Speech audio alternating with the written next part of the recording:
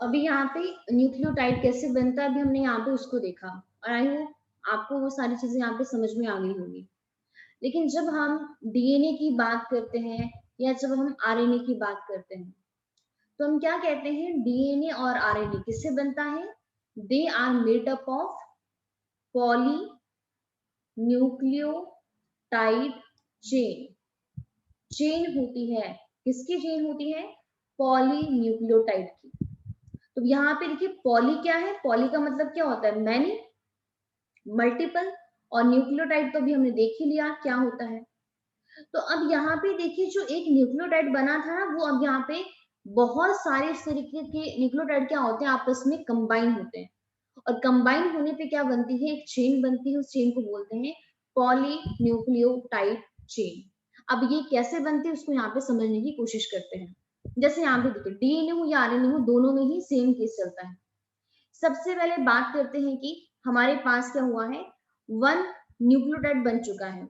अब अगर मैं यहाँ पे सिंपल दिखा रही हूँ ओनली अब कि जैसे हमारे पास ये शुगर है सेंटर में। अब मैं सारी चीजें यहाँ पे बना स्ट्रक्चर नहीं बनाने वाली हूँ, ओनली जस्ट लिखूंगी। तो हमारे पास सेंटर में शुगर हो गई है। शुगर के एक साइड पे नाइट्रोजिनस बेस है और शुगर के एक साइड पे कौन प्रेजेंट है? फॉस्फेट है। ये हमारा क्या हो चुका है? ये हो गया है वन कंप्लीट न्यूक्लियोटाइड। अब इस तरीके से हमें बहुत सारे न्यूक्लियोटाइड चाहिए डीएनए और आरएनए को बनाने के लिए। अब मान लेते हैं सेकंड यहाँ पे न्यूक्लियोटाइड मान लेते हैं, शुगर है, एक साइड पे नाइट्रोजनस बेस है और एक साइड पे कौन है? एक साइड पे फॉस्फेट है। अब यहाँ पर एक और कंसिडर कर लेते हैं, एक शुगर है, एक जगह नाइट्रोजनस बेस है और एक साइड पे शुगर के कौन होता है? फॉस्फेट प्रेजेंट होता है। अब आपको पता है ये शुगर और नाइट्रोजनस बेस के बीच में ग्लाइकोसिडिक बॉन्ड होता है एंड शुगर और फॉस्फेट के बीच में फॉस्फोएस्टर बॉन्ड होता है। तो ये भी न्यूक्लियोटाइड है, ये भी न्यूक्लियोटाइड है। अब जब ये न्यूक्लियोटाइड आपस में कंबाइन होंगे ना, तब कहीं जाके क्या बनेगा? तब यहाँ पे पॉली न्यूक्लियोटाइड की चेन बनना शुरू होगी। अब चेन कैसे बनती है उसको थोड़ा सा ध्यान से देखना। सबसे पहले भी मैं यहाँ पे कोई नंबरिंग नहीं बताने वाली हूँ, कौन सा कार्बन कौन सा ये, जस्ट ओनली सिंपल देखेंगे। जैसे मान लेते हैं कि देखिए मेरे पास ये सबसे फर्स्ट वाला न्यूक्लियोटाइड है, ये सेकंड वाला है और ये थर्ड वाला है। अब इनको आपस में कंबाइन होना है, तो कंबाइन कैसे होते हैं? जो सबसे पहला वाला न्यूक्लियोटाइड होता है ना, उसका जो शुगर होता है, ये शुगर अटैच होती है इस फॉस्फेट के साथ। हमने क्या कहा? जो सबसे पहला वाला न्यूक्लियोटाइड है उसका शुगर और जो सेकंड न्यूक्लियोटाइड है उसका फॉस्फेट, ये आपस में इधर बॉन्ड बनाते हैं। अब देखिए जब यहाँ पे बॉन्ड बन गया है, अब यहाँ पे क्या हुआ है? दो दो न्यूक्लियोटाइड आपस में कंबाइन हो गए। तो जब यहाँ पे टू न्यूक्लियोटाइड आपस में कंबाइन हो गए ना, इसको बोलते हैं डाई न्यूक्लियोटाइड। डाई का मतलब क्या है? टू, मतलब टू न्यूक्लियोटाइड यहाँ पे आपस में कंबाइन हो गए हैं। अब पहले वाले का अगर शुगर है तो सेकंड वाले का क्या होगा? सेकंड वाले न्यूक्लियोटाइड का फॉस्फेट होगा। अब यहाँ पे उस बॉन्ड का नाम क्या है जो बॉन्ड यहाँ पे बना है? तो यहाँ पर जो बॉन्ड बनता है ना शुगर और फॉस्फेट के बीच में, दो न्यूक्लियोटाइड के बीच में, उस बॉन्ड को हम एक नाम देते हैं और उस बॉन्ड का नाम है phospho phosphodiester bond. अब ध्यान रखना यहाँ पर भी जो बॉन्ड बनता है ना वो भी ईस्टर बॉन्ड ही होता है, और शुगर और फॉस्फेट के बीच में भी जो पहले बना था वो भी यहाँ पे ईस्टर बॉन्ड है। अब दो दो ईस्टर बॉन्ड है, इसीलिए हमने जस्ट इसको यहाँ पे डिफरेंशिएट करने के लिए हमने नाम दे दिया फॉस्फो डाई ईस्टर बॉन्ड। अब यहाँ पे देखिए ये सेकंड है, ये थर्ड है। अब यहाँ पे जो सेकंड न्यूक्लियोटाइड है, अगर इसको थर्ड के साथ कंबाइन होना है तो अगेन वही सेकंड वाले का शुगर होगा और थर्ड वाले का फॉस्फेट ग्रुप होगा। तो ये आपस में कंबाइन करेंगे यहाँ पे और इनके बीच में भी कौन सा बॉन्ड होगा? सेम वही फॉस्फो डाई ईस्टर बॉन्ड। अब आप यहाँ पे फोर्थ वाला कर लो, इस तरीके से अभी चलता रहेगा। अब जब यहाँ पे 3 न्यूक्लियोटाइड आपस में कंबाइन हो गए, इसको हमने बोल दिया ट्राई न्यूक्लियोटाइड। और जब यहाँ पे बहुत सारे न्यूक्लियोटाइड आपस में कंबाइन हो गए हैं, उसको हम बोल देते हैं पॉली न्यूक्लियोटाइड। पॉली मतलब मैनी, बहुत सारे न्यूक्लियोटाइड आपस में कंबाइन हो गए हैं। लेकिन आपको यहाँ पे लर्न क्या रखना है कि अगर हमारे पास जो सबसे पहला, अगर यहाँ पे 2 न्यूक्लियोटाइड आपस में कंबाइन कर रहे हैं, तो उनके बीच में कौन सा बॉन्ड होता है? फॉस्फोडाइएस्टर बॉन्ड होता है, जो किस किस के बीच में बनता है? शुगर और फॉस्फेट, शुगर एंड फॉस्फेट के बीच में बनता है। लेकिन डिफरेंट न्यूक्लियोटाइड, ध्यान रखना सेम न्यूक्लियोटाइड नहीं है। शुगर और फॉस्फेट तो यहाँ पर भी बॉन्ड बना रहे हैं, बट ये बना रहे हैं विद इन न्यूक्लियोटाइड। अगर डिफरेंट न्यूक्लियोटाइड के बीच में बनता है, उसको बोलते हैं फॉस्फोडाइएस्टर बॉन्ड। अब यहाँ पे ध्यान देने वाली बात क्या है, देखिए जो सबसे पहला वाला न्यूक्लियोटाइड था, इसका यहाँ पे शुगर पार्टिसिपेट कर रहा है और फॉस्फेट यहाँ पे एकदम फ्री पड़ा हुआ है, इसका एकदम फ्री। यहाँ पे ये किसी के साथ भी कंबाइन नहीं कर रहा है। अभी भी हमने किया है कि जो शुगर है वो इस फॉस्फेट के साथ कौन से नंबर कार्बन से अटैच होती है? कौन से नंबर कार्बन से अटैच होती है? फिफ्थ नंबर से। अब यहाँ पे आप जितनी मर्जी यहाँ पे बड़ी चेंज कर दो, लास्ट में जो भी न्यूक्लियोटाइड आएगा उसका फॉस्फेट यहाँ पे बॉन्ड बना रहा है, लेकिन उसका देखिए यहाँ पे ये वाला, सॉरी, उसकी यहाँ पे देखिए उसकी जो शुगर है, शुगर यहाँ पे फ्री है। शुगर यहाँ पे लास्ट वाले की कोई बॉन्ड नहीं बना रही है, जो लास्ट न्यूक्लियोटाइड होगा। तो हम यहाँ वहां पर क्या देखते हैं कि जो हमारे पास पहला वाला न्यूक्लियोटाइड होता है उसका 5 कार्बन फ्री होता है। अब एक चीज और, जब शुगर इस फॉस्फेट के साथ बॉन्ड बनाता है, तो इस शुगर का ना 3rd नंबर कार्बन बॉन्ड बनाता है। इसको चलो कर ही लेते हैं, इतना कंफ्यूजन क्यों करना, फिर अच्छे से समझ में आ जाएगा। तो दोबारा यहाँ पे एक काम कीजिए, अपनी कॉपी में 2 न्यूक्लियोटाइड बना लो, 2 बना लो या 3 बना लो। अब यहाँ पे हम ज्यादा टाइम वेस्ट नहीं करेंगे, ओनली यहाँ पे सिंपल आपको एक शुगर बनानी है, इस तरीके से बना लो। ये शुगर हो गई है, ये शुगर आ गई है। नाइट्रोजनस बेस मत बनाना मैम, उसकी जरूरत तो है। सिंपल ये बना लो। और यहाँ पे 5th नंबर पे क्या है? CH2, और यहाँ पे सिंपल आप फॉस्फेट लिख दो बस। यहाँ पे लिख देते हैं फॉस्फेट तो पूरा बनाना पड़ेगा दूसरे वाले में, तीसरे वाले में। हाँ चलो पहले वाले में तो बना सकते हैं, यहाँ पे फॉस्फेट लिख दिया। ये एक न्यूक्लियोटाइड बन गया हमारा, ये कार्बन नंबर 1 हो गया, ये 2 हो गया, ये 3 है, ये 4th है, और ये वाला 5th नंबर कार्बन है। यहाँ पे वो भी कर दो, OH हो गया, OH हो गया। 3rd से ही जाएगा ना OH? हाँ जी हाँ जी। अब यहाँ पे एक न्यूक्लियोटाइड और बना लेते हैं, अभी सेकंड ही बना लेते हैं। आपकी कॉपी में ज्यादा जगह होगी तो आप बना लो, मैं तो यहाँ पे 2 ही बना पाऊंगी।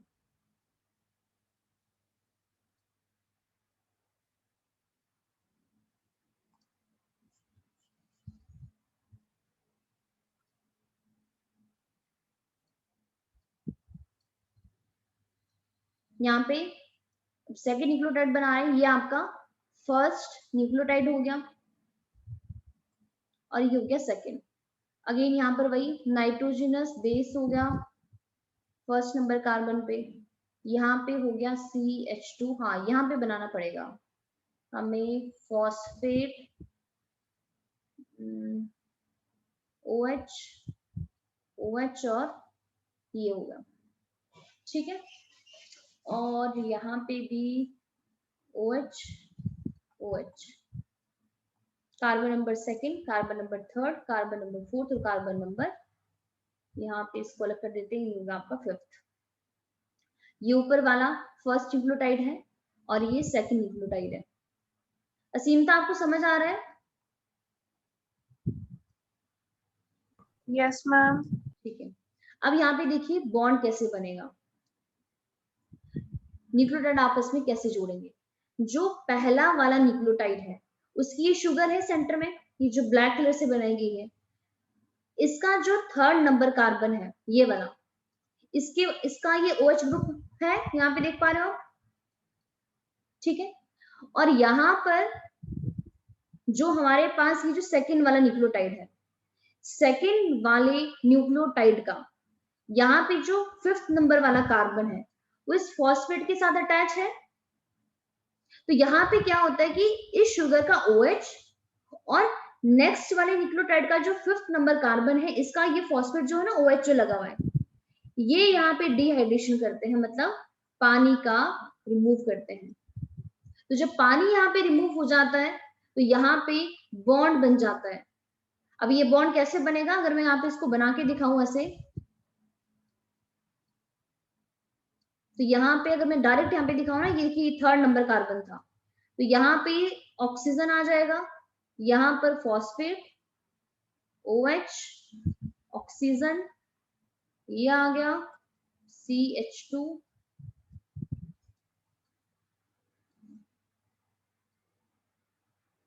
OH, OH, यहाँ पे नाइट्रोजनस बेस मान लो आप, और इधर भी इसको भी कंप्लीट ही कर लेते हैं, नाइट्रोजनस बेस CH2, और चलो कंप्लीट ही कर लेते हैं इसको भी, फॉस्फेट और OH। नंबरिंग दे देते हैं यहाँ पे,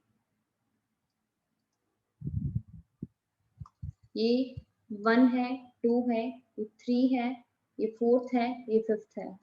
यहाँ पे 1 2 3 4 5। तो यहाँ पे देखिए ये बन चुका है डाई न्यूक्लियोटाइड। देखिए यहाँ पे ये बॉन्ड नजर आ रहा है आपको, ये वाला बॉन्ड नजर आ रहा है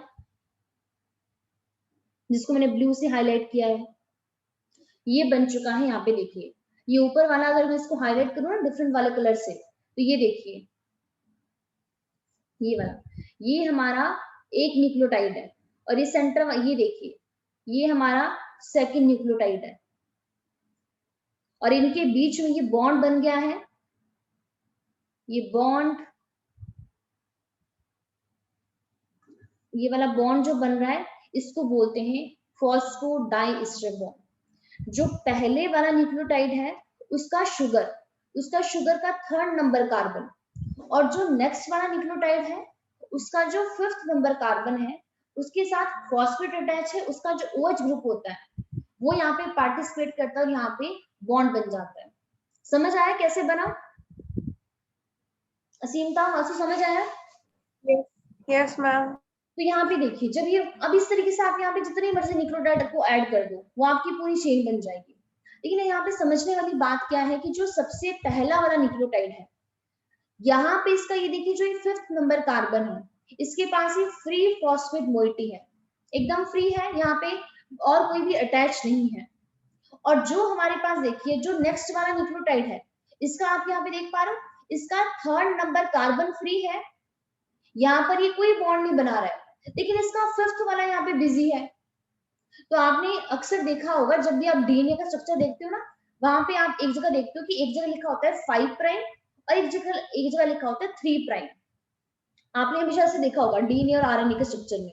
तो ये हमें 5 प्राइम और हमें 3 प्राइम क्या बताता है कि जो हमारे पास यहाँ पे जो सबसे पहला वाला न्यूक्लियोटाइड है ना उसका यहाँ पे 5th नंबर कार्बन क्या है, फ्री है, उसमें फ्री फॉस्फेट मोइटी है, मतलब फ्री फॉस्फेट है। और यहाँ पे जो लास्ट वाला न्यूक्लियोटाइड होगा उसका 3rd नंबर कार्बन शुगर का क्या होता है, फ्री होता है। अब वो यहाँ पे कोई बॉन्ड नहीं बना रहा है। समझ आया असीमता और वासु? Yes ma'am. अब इस तरीके से आप जितने मर्जी कर लो तो हमारे पास क्या हो जाएगी, पॉलीन्यूक्लियोटाइड चेन रेडी हो जाएगी। अब अगर आपको ये समझ में आ गया है तो अब देखते हैं यहाँ पे एनसीईआरटी का डायग्राम। एनसीईआरटी में भी डायग्राम दिया गया है, ये देखिए एनसीईआरटी के अंदर पॉलीन्यूक्लियोटाइड की चेन दी गई है। यहाँ पे देखिए सबसे पहले अगर हम इसको देखें यहाँ पे, तो अब आप देखिए साफ साफ यहाँ पे आइडिया लगा सकते हो। एडेनाइन देखिए ए लिखा है एडेनाइन के लिए, टी लिखा है थाइमिन के लिए, जी और C, G for guanine, C for cytosine. अब देखिए एडेनाइन यहाँ पे है तो ऑब्वियस सी बात है कार्बन नंबर 1 ये वाला होगा, इसमें कोई डाउट तो नहीं है कि ये 1 होगा, ये 2nd होगा, ये 3rd होगा, ये 4th है, और ये यहाँ पे ये वाला कार्बन 5th है। अगेन यहाँ पे भी 1 2 3 4 और यहाँ पे ये होगा 5th। ये 1 2 3 4 और 5। एक्चुअली ये ना ऐसे ही बनाया गया है एनसीईआरटी के अंदर टेढ़ा। तो यहाँ पे 1 2 3 4 5। हाँ एक्चुअली हम इसको भी बना सकते हैं, बट अभी ये टाइम कंज्यूमिंग है बहुत ज्यादा। तो यहाँ पे देखिए, अगर आप ध्यान से देखो, ये मेरे पास कि ये वाला ये फर्स्ट न्यूक्लियोटाइड है, ये वाला सेकंड न्यूक्लियोटाइड है, ये वाला थर्ड है और ये वाला फोर्थ है। साफ साफ नजर आ रहा है आपको। अब यहां पर मैं इसको ग्रीन से हाईलाइट कर लेती हूँ, ग्रीन से, ये वाला, ये देख पा रहा है, ये वाला, ये बीच में ये जो बॉन्ड बन रहा है, ये बॉन्ड कौन सा है, ये कलर तो नजर ही नहीं। वेरी गुड, बिल्कुल ये बॉन्ड है यहाँ पे, ये वाला, ये बीच में है, ये है फॉस्फोडाइस्टर बॉन्ड। अभी देखिए किस किस के बीच में ये बना है यहाँ पे, ये वाला, ठीक है, ये वाला। तो यहाँ पे देखिए जो सबसे पहला वाला न्यूक्लियोटाइड है, ये फर्स्ट है, ये सेकंड है, ये थर्ड है और ये फोर्थ है। जो पहला न्यूक्लियोटाइड है उसका कार्बन नंबर थर्ड, और जो नेक्स्ट न्यूक्लियोटाइड है नेक्स्ट वाले का कार्बन नंबर 5th का फॉस्फेट, ये आपस में बॉन्ड बना रहे हैं। इस बॉन्ड को बोलते हैं फॉस्फो डाइईस्टर बॉन्ड। आप अगेन आगे वाले में भी देख लो, आप देखिए इस वाले का, इसका, इस शुगर का कार्बन नंबर थर्ड और नेक्स्ट न्यूक्लियोटाइड का कार्बन नंबर 5th, ये आपस में बॉन्ड बना रहे हैं। अब यहाँ पे देखिए जो सबसे पहला वाला न्यूक्लियोटाइड था, इसका यहाँ पे देखिए कार्बन नंबर 5th के पास यहाँ पे फ्री फॉस्फेट है, इसी को हम बोलते हैं 5 प्राइम। यहाँ पे 5 प्राइम मतलब 5th नंबर कार्बन पे फॉस्फेट क्या है, फ्री है। अब जो लास्ट वाला न्यूक्लियोटाइड होगा उसका देखिए, यहाँ पे ये देखिए 5 नंबर वाला तो बॉन्ड बना रहा है, लेकिन इसका देखिए शुगर का जो कार्बन नंबर थर्ड है, जहाँ पे हाइड्रोक्सिल ग्रुप प्रेजेंट होता है, वो यहाँ पे क्या है, फ्री है। तो यहाँ पर 3 कार्बन नंबर पर हाइड्रोक्सिल ग्रुप फ्री है और यहाँ पे 5th नंबर कार्बन पर फॉस्फेट ग्रुप फ्री है। तो ये बन गई हमारे पास पॉली न्यूक्लियोटाइड चेन। पॉली का मतलब है मैनी और न्यूक्लियोटाइड तो पता ही है, मैनी न्यूक्लियोटाइड जो क्या बनाते हैं, पॉली न्यूक्लियोटाइड की चेन बनाते हैं। तो डीएनए आरएनए के अंदर तो बस एक ही चेन होती है इस तरीके से, बस वहां पे जो टी नहीं होता, बस समझ आ गया आपको? Yes ma'am. और यहाँ पे देखिए, अगर आप ध्यान से देखो, ये पूरी चेन उन्होंने यहाँ पे डीएनए की दिखाई है। क्यों? क्योंकि देखो जस्ट ओनली सिंगल ये दिया है, इसका मतलब यहाँ पे हाइड्रोजन ही है ना हर जगह, ठीक है।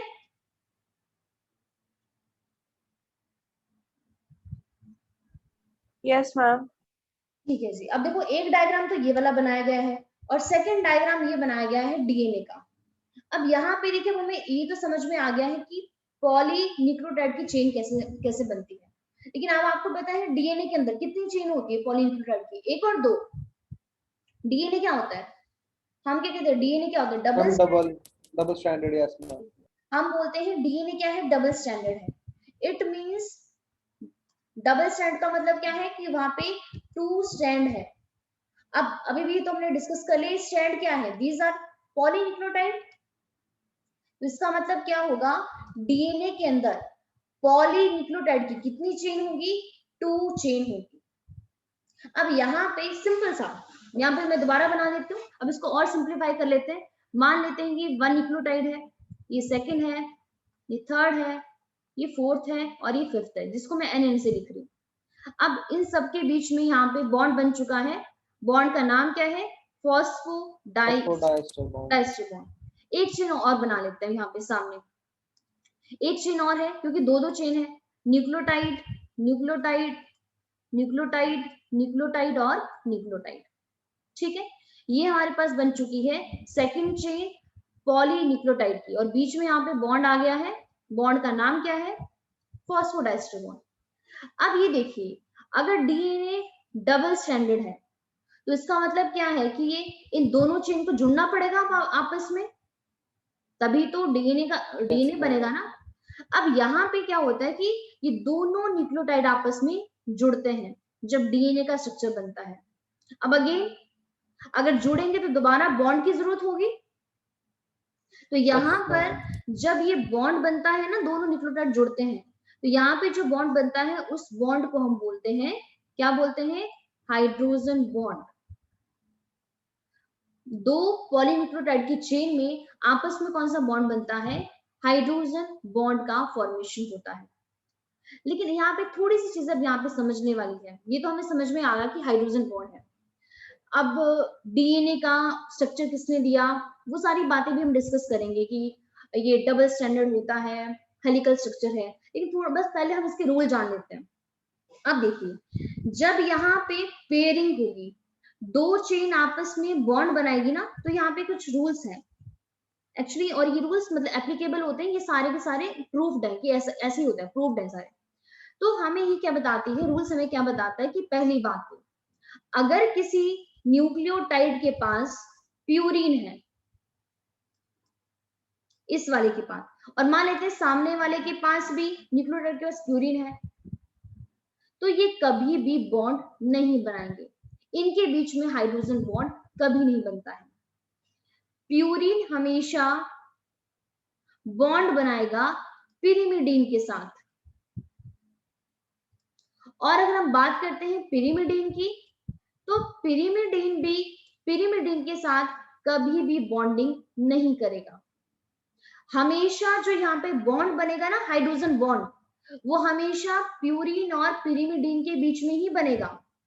प्यूरीन ही हमेशा पिरिमिडीन के साथ बाइंड करेगा, और पिरिमिडीन हमेशा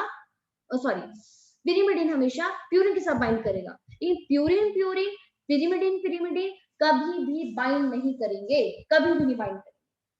आई होप आपको ये चीज समझ में आ गई होगी। तो इसका मतलब क्या है कि एडेनाइन और ग्वानिन आपस में कभी हाइड्रोजन बॉन्ड नहीं बना सकते हैं। ऐसा कभी नहीं हो सकता कि मान लेते हैं यहाँ पे ए हो और यहाँ पे जी हो और इनके बीच में बॉन्ड बन जाए, ऐसा कभी नहीं हो सकता।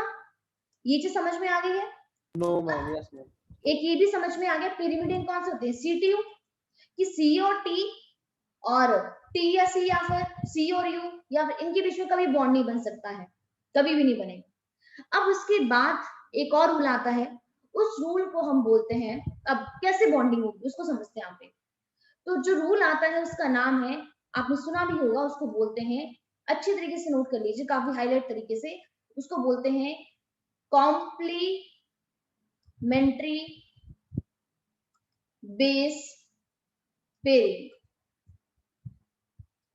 अभी कॉम्प्लीमेंट्री बेस पेयरिंग क्या बोलती है, पेयरिंग, कॉम्प्लीमेंट्री बेस पेयरिंग क्या बोलता है कि जो एडेनाइन होगा वो हमेशा ही थाइमिन के साथ बॉन्ड बनाएगा, ऑलवेज, और जो जी जो होगा वो हमेशा ही सी के साथ बॉन्ड बनाएगा। इसको बोलते हैं कॉम्प्लीमेंट्री बेस पेयरिंग। तो देख लीजिए, ए क्या है, प्यूरीन है, और टी क्या है, पिरिमिडीन, जी क्या है, प्यूरीन, और सी क्या है, पिरिमिडीन। तो प्यूरीन हमेशा पिरिमिडीन के साथ बाइंड हो रहा है, लेकिन इसमें भी रूल है, ऐसा नहीं होगा कि, अब देखो ए तो प्यूरीन है, अब टी भी पिरिमिडीन है और सी भी पिरिमिडीन है, तो ए कभी सी के साथ बॉन्ड नहीं बनाएगा, ए हमेशा टी के साथ ही बॉन्ड बनाएगा। तो एडेनाइन हमेशा बाइंड करेगा टी के साथ with the help of hydrogen bond, और जी भी हमेशा सी के साथ बाइंड करेगा with the help of hydrogen bond. इसको बोलते हैं कॉम्प्लीमेंट्री बेस पेयरिंग। लेकिन हाइड्रोजन बॉन्ड तो बनेंगे, बट कितने बनेंगे इसको समझते हैं। जब एडेनाइन थाइमिन के साथ कंबाइन करेगा तो हमेशा इनके बीच में यहाँ पे 2 हाइड्रोजन बॉन्ड का फॉर्मेशन होगा। अब क्यों होगा, अभी आप स्ट्रक्चर देखोगे आपको अच्छे तरीके से समझ में आ जाएगा कि वहां पे 2 ही हाइड्रोजन बॉन्ड पॉसिबल है। लेकिन जब G और C के बीच में पेयरिंग होगी वहां पे हमेशा 3 हाइड्रोजन बॉन्ड बनेंगे, ट्रिपल हाइड्रोजन बॉन्ड बनता है। अब इसी को ही बोलते हैं, नहीं चलो वो आपको बाद में बताती हूँ, चलो इधर इधर ही बता देती हूँ। एक हम रूल पढ़ते हैं डीएनए में, उसको हम बोलते हैं चार्गफ रूल। चार्गफ रूल क्या कहता है कि आप कोई भी डीएनए का स्ट्रक्चर ले लो, कोई भी डीएनए का स्ट्रक्चर, वहां पर हमेशा ही ए का अमाउंट ऑलवेज टी के इक्वल होगा और जी का अमाउंट हमेशा सी के इक्वल होगा। मान लेते हैं एक डीएनए है, आपको क्वेश्चन पूछा गया कि कोई भी डीएनए का स्ट्रैंड है, उसमें एडेनाइन हमारे पास 20% है, तो आप हमें बताइए सी कितना परसेंट होगा।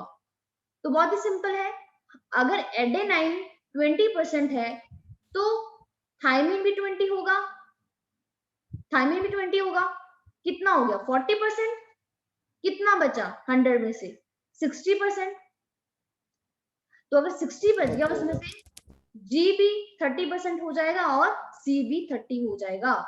ये हमें जागरफुल ने बताया है। तो किसी भी डीएनए के अंदर ए और टी का अमाउंट हमेशा इक्वल होगा और जी और सी का अमाउंट भी इक्वल होगा, और ए और टी के बीच में यहाँ पे कुछ ज्यादा बन गया, आप यहाँ पे नोट कर लीजिए, ए हमेशा टी के साथ बॉन्ड बनाएगा और कितने बॉन्ड बनेंगे 2 हाइड्रोजन बॉन्ड बनेंगे, और जी हमेशा सी के साथ बॉन्ड बनाएगा, कितने बॉन्ड 3 हाइड्रोजन बॉन्ड बनेंगे, और ए का अमाउंट टी के इक्वल होगा, ऑलवेज जी का अमाउंट सी के इक्वल होगा। इसे कहते हैं चारगफ रूल, जो क्या कहता है A is always equal to T and G is always equal to C. And complementary base pairing क्या होती है, A is always bind with the T and G is always bind with the C. ठीक है, I hope आपको ये चीजें समझ में आ गई होंगी। अब यहाँ पे हाइड्रोजन बॉन्डिंग कैसे होती है उसको अब मैं यहाँ पे डायग्राम के थ्रू समझाती हूँ, आपको समझ में आ जाएगा। ये यहाँ पे एक एनसीईआरटी का डायग्राम है, लेकिन सबसे पहले तो मैं आपको यहाँ पे एक और कहाँ गया, आप ये वाला डायग्राम देखिए, ऐसे ही हमने पहले भी किया था, अब आप यहाँ पे देख सकते हो अच्छे तरीके से। अब इसमें आपको एक चीज और बताना है, डीएनए तो डबल स्टैंडर्ड है, आरएनए तो सिंगल स्टैंडर्ड होता है, क्या आपको लगता है फिर आरएनए चार्गफ रूल को फॉलो करेगा?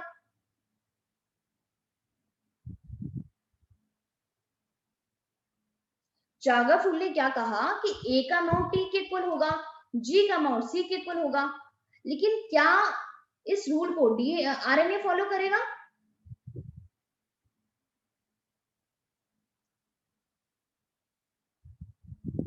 बोलिए असीमता वासु, करेगा? नो मैम, अभी भी नहीं करेगा, क्योंकि वहां तो कॉम्प्लीमेंट्री बेस पेयरिंग होती नहीं है ना, नहीं सॉरी रिधान ना एक्चुअली होती है, पर मतलब यहाँ पे ये अटैच नहीं होते, वन ही चेन होती है, सिंगल स्टैंडर्ड होता है। तो यहाँ पे देखिए सबसे पहले अगर आप ध्यान से देख पा रहे हो, ये वाली हमारे पास ये देखिए 1 पॉलीन्यूक्लियोटाइड स्ट्रैंड है, ये वाला देख पा रहे हो, ये वाला पूरा का पूरा, और देख सकते हो यहाँ पे 5 प्राइम 5 नंबर जो 5th नंबर कार्बन है उस पे फॉस्फेट फ्री पड़ा हुआ है, और यहाँ पे देखिए दूसरी वाली चेन पे, मतलब इसी चेन के एकदम एंड पे यहाँ पे देखिए कार्बन नंबर 3 इसके पास क्या फ्री है, तो हम बोल रहे हैं ये आपका स्ट्रैंड मूव कर रहा है 5 प्राइम टू 3 प्राइम डायरेक्शन की तरफ। हाँ, एक चीज मैं आपको और बताना भूल गई, जो डीएनए होता है ना, वहां पे जो डीएनए के स्ट्रैंड होते हैं ना, वहां पे उसका एंटी पैरेलल नेचर होता है। एंटी पैरेलल नेचर का मतलब क्या है कि अगर एक स्ट्रैंड 5 प्राइम टू 3 प्राइम की तरफ मूव कर रहा है, तो इसका जो सामने वाला होगा ना, वो आपका मूव करेगा फिर यहाँ पे, अगर ये 5 to 3 कर रहा है तो ये करेगा आपका यहाँ पे 3 to 5। समझ आ रहा है? मतलब इसका मतलब ये है, अगर नहीं समझ में आया है 1 मिनट, 5 to 3 करेगा।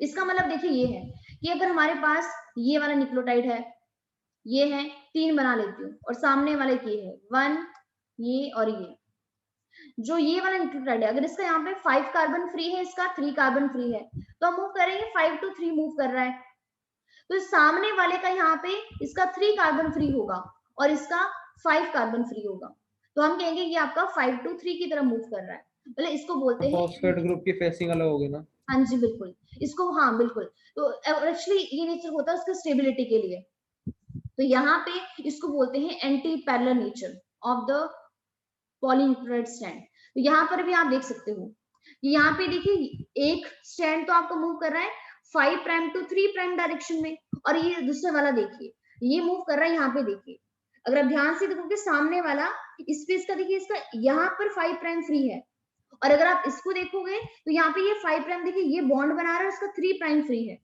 तो हम बोलते हैं ये 3 प्राइम एंड है, ये 5 प्राइम एंड है, ये 5 प्राइम है और ये 3 प्राइम है, मतलब 5 प्राइम कभी आपस में सामने एक दूसरे को फेस नहीं करेंगे और 3 कभी वो नहीं करेंगे, इसको बोलते हैं एंटी पैरेलल नेचर। अब यहाँ पे ध्यान से आप देखिए, यहाँ पे देखिए ये T है नाइट्रोजनस बेस और सामने वाले A है, जस्ट ओनली भी आपको इस एरिया को फोकस करना है, ये वाला।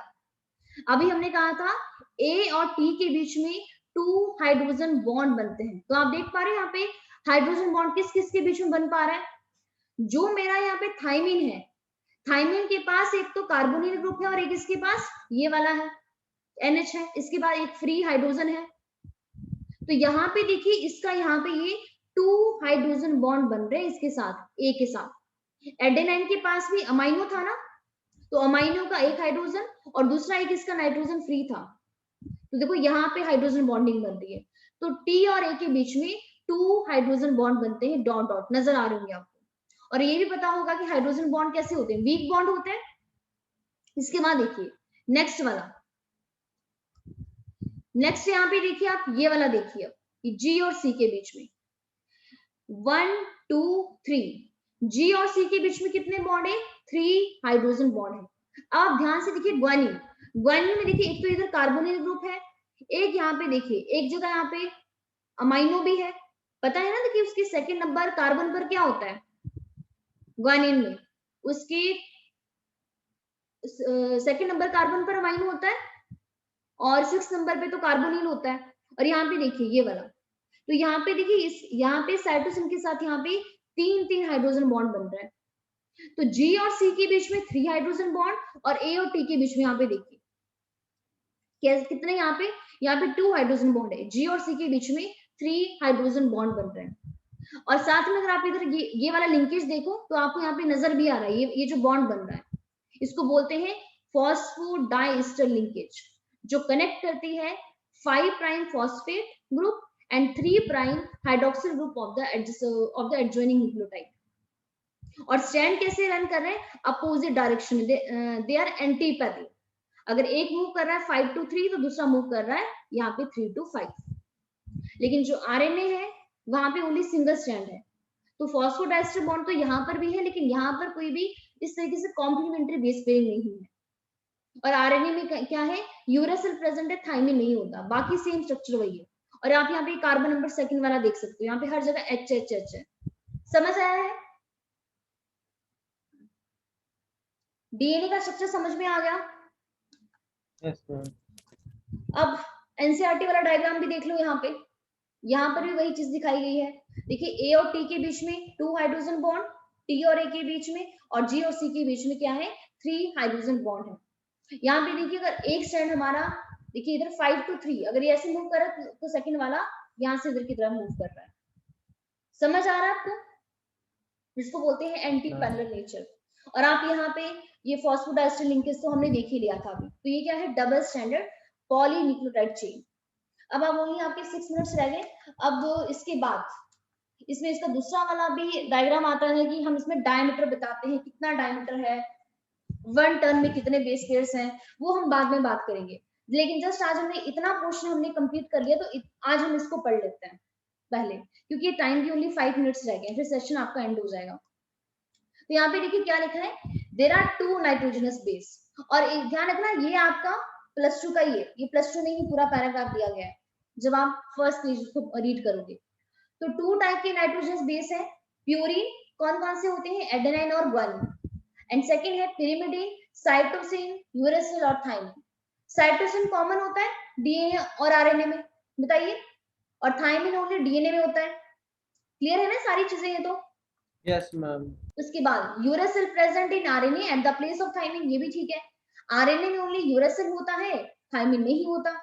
अब देखिए बॉन्डिंग, प्लीज यहाँ पे ध्यान से पढ़ना, एनसीईआरटी में क्या क्या वर्डिंग यूज की गई है, वो क्या बोल रहे हैं, nitrogenous base is linked to the OH, मतलब hydroxyl group of 1 carbon pentose sugar. नजर आ रहा है ना आपको?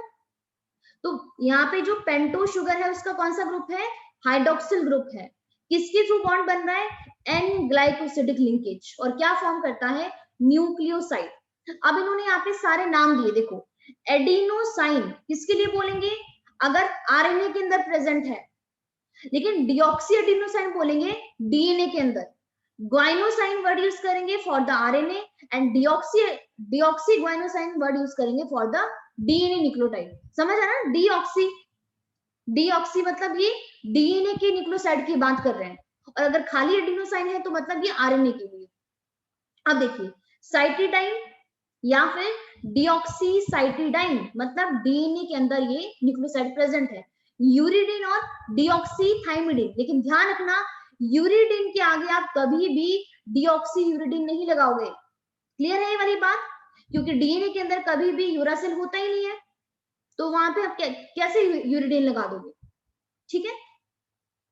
When a phosphate group is linked to, अब देखिए फॉस्फेट ग्रुप कहां पे लिंक हो रहा है? ये भी OH पे ही, हाइड्रोक्सिल ग्रुप पे ही ऐड हो रहा है, of the 5 prime carbon of a nucleoside. किसका? शुगर ही होता है। और कौन सा बॉन्ड बनता है? फॉस्फोईस्टर लिंकेज बनती है, phosphoester. Corresponding nucleotide is form. अब वही बात होगी, deoxy nucleotide depend upon the कौन सी शुगर वहां पे प्रेजेंट है। अगर वहां पे डिऑक्सीराइबोस शुगर प्रेजेंट है तो हम बोलेंगे डिऑक्सी न्यूक्लियोटाइड। अब यहाँ पे 2 न्यूक्लियोटाइड कैसे जुड़ेंगे? तो यहाँ पे देखिए क्या लिखा है, कौन सी फॉस्फोडाइस्टर लिंकेज है, इसको नोट कर लीजिए। 3 prime 5 prime phosphodiester linkage. 3 prime किसका? एक शुगर का, और दूसरी वाली न्यूक्लियोटाइड की शुगर का क्या होगा? 5 प्राइम, जहां पे फॉस्फेट ऐड होगा, और क्या फॉर्म कर देंगे? यस मैम, जहाँ फॉस्फेट फ्री है। हाँ, डाइन्यूक्लियोटाइड फॉर्म कर देंगे। So more nucleotide can be joined in such a manner, क्या फॉर्म कर देंगे? पॉलीन्यूक्लियोटाइड चेन को फॉर्म कर देंगे। अब पॉलीमर 10 फॉर्म, पॉलीमर बन गया हमारे पास, हैज वन एंड, एक एंड पे क्या होगा? फ्री फॉस्फेट आएगा। एक्चुअली यहाँ पे फ्री फॉस्फेट मोइटी, एक एंड पे फ्री फॉस्फेट होगा, उसके 5 prime end of the sugar which is refer to, उसको हम क्या बोलेंगे? 5 prime end of a polynucleotide chain. लेकिन जो आपका सिमिलर जो अदर एंड है पॉलीमर का, जो सेकंड एंड होगा, वहां पे क्या होने वाला है? शुगर के पास फ्री OH होगा, कहां पे? उसके 3 प्राइम कार्बन पे, तो उसको बोल देंगे 3 prime end of the polynucleotide chain. The backbone, हाँ ये चीज भी सॉरी बताना भूल गई, जो बैकबोन होती है ना वो आपकी फॉस्फेट और आपकी उससे बनती है। एक मिनट, कहाँ गया? जो हमारे पास डीएनए होता है ना, ये देखिए बैकबोन होती क्या है, कल डिटेल में भी बताऊंगी, लेकिन थोड़ा सा बता देती हूँ। ये देखिए जरा ध्यान से देखो, इसके देखिए ये बेस सारे अंदर की तरफ फेस कर रहे हैं, और ओनली ये शुगर और फॉस्फेट बाहर की तरफ इसको बाहर की तरफ है। तो ये पूरा हम बोलते हैं कि बैकबोन ओनली इस फॉस्फेट और शुगर से बनती है, नाइट्रोजनस बेस तो उसकी अंदर की तरफ साइड करता है। तो यहाँ पर भी वही बात लिखी गई है कि हमारे पास यहाँ पे जो बैकबोन जो होती है ना डीएनए की, कहाँ गया? बैकबोन जो है पॉलीन्यूक्लियोटाइड चेन की, उसको बनाने वाला कौन है? शुगर और फॉस्फेट। ये देखो आप इस तरीके से देखो, नाइट्रोजन बेस तो पूरे अंदर की तरफ है, ये बाहर ये स्टेयर जो है, ये इसको बनाने वाला कौन है? शुगर और फॉस्फेट ही है ना इसको बनाने वाला। समझ पा रहे? इसको बोलते हैं backbone of the polynucleotide chain, जिसको बनाता है sugar and phosphate. The nitrogenous base link to sugar moiety project from the backbone, वो बैकबोन से अंदर की तरफ होता है आपका, वो बाहर की तरफ नहीं होता है। शुगर और फॉस्फेट ही बाहर की तरफ होता है। In RNA every nucleotide residue, जितने भी आरएनए उनकी सारे न्यूक्लियोटाइड के पास क्या होगा? एडिशनल OH ग्रुप होगा, जो प्रेजेंट होता है second position in the ribose. तो ये भी आपको क्लियर है कि जो राइबोस शुगर है वहां पे सेकंड नंबर कार्बन पे एडिशनल OH होता है, डीएनए में नहीं होता। Also in RNA uracil is found at the place of thymine, इसीलिए थाइमिन का सेकंड नाम होता है 5 methyl uracil, another chemical name for the thymine. तो ये पोर्शन हो गया कंप्लीट। क्लियर है सबको? बताइए।